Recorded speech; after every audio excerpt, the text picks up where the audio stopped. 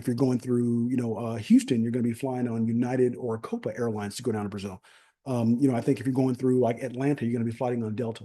So, matter of fact, I'm going to share my screen again. We're going to look at a couple flights here. Share screen again.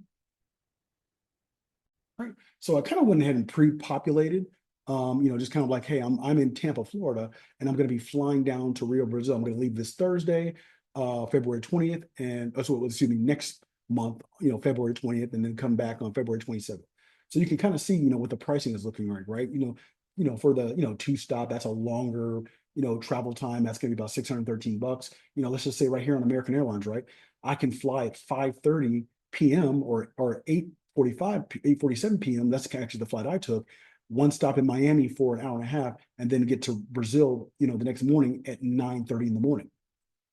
So, for example, if you kind of explode this, you can see, hey, from Tampa, I go to Tampa, Miami, I'm there for an hour, and then just pretty much go to your gate, and then you're going to go to Rio Galileo International Airport. GIG is the code, and then you can also see, hey, does this flight offer Wi-Fi?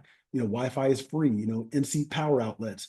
Streaming media, things like that. So think about it, right. You're going to be on a flight for pretty much 8 hours from Miami to Rio, Brazil.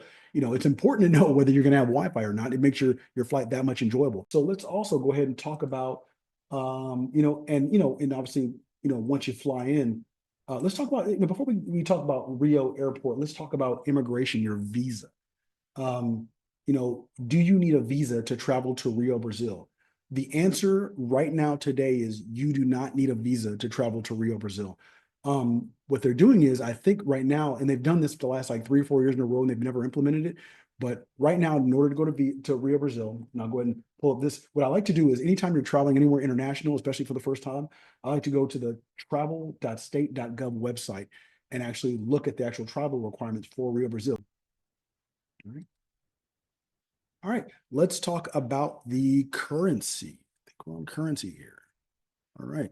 So the currency in Brazil is the Brazilian real, or they call it reais, because I think they don't pronounce the R.